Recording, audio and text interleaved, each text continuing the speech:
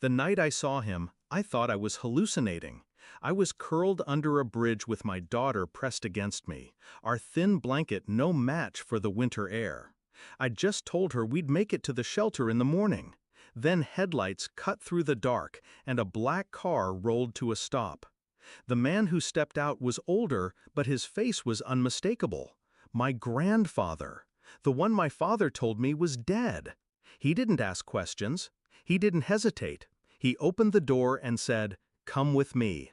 I wanted to refuse. Pride screamed at me to. But my daughter's shivering body was louder. We went.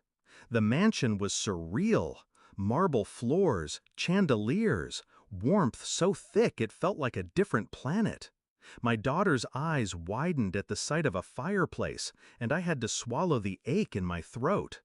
But the real fire came when my grandfather poured a glass of whiskey, sat across from me, and said, "Your father told you I was dead, didn't he?" I nodded. My father had said it often, how his father died long ago, how he'd raised me without help, how we owed nothing to anyone. My grandfather's expression hardened. He told you that so he could steal. Steal? That word cracked something open. He explained, I was meant to inherit a trust my mother left me, money set aside for me and any future children. My father had intercepted it, funneled it into his own accounts, and cut ties with his family to keep me ignorant. Every eviction, every empty fridge, every night I worked 2 jobs to keep the lights on, while he drove new cars and took his new family on vacations, I finally understood. It hadn't been misfortune, it had been theft. I didn't break down, I didn't scream, I went still. Because in that moment I knew, if he could erase his own father, he could erase me just as easily. And he had. But now I had something he never expected, truth, and a man powerful enough to back me. My grandfather asked me what I wanted. Revenge, I said. My voice didn't even shake. He studied me, then nodded once. Then we'll do it right. We started with silence. No warning. My father didn't know I was no longer starving in the cold. Didn't know I was under the roof of the man he'd spent decades pretending was gone. While my daughter was given tutors, clothes, and a room of her own, I was given files, bank statements, property records, evidence of every dollar siphoned from the trust. My grandfather had lawyers on retainer.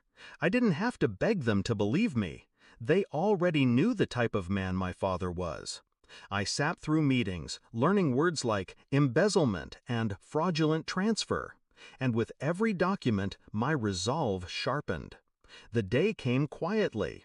Court papers served at his door. His face when he saw my name on them, I wasn't there, but I imagined it. My brother texted me in a panic, saying Dad was raging, throwing things, demanding to know how I'd crawled back into the picture. I didn't answer, because silence is power. And he was about to learn what it felt like to be erased. The climax wasn't in a courtroom, it was at a dinner.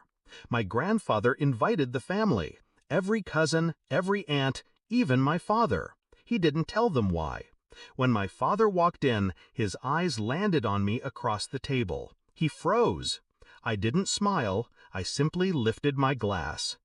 "You always said your father was dead," I said evenly. "Turns out he was just waiting for me." The room stiffened. My grandfather slid a folder across the table. "Everything you stole is gone. The trust has been restored, and she is the legal heir. You're finished." My father's face drained. He tried to speak, but the words tangled.